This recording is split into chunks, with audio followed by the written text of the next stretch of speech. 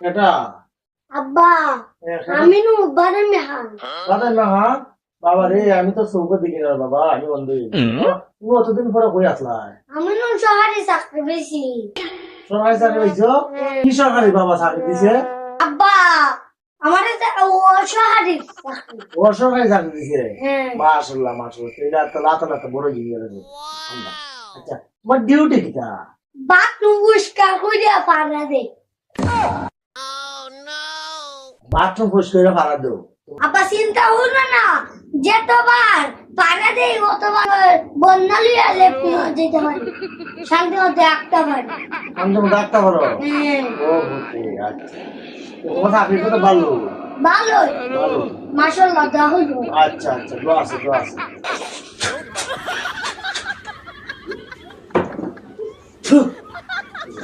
আমার চাচুরা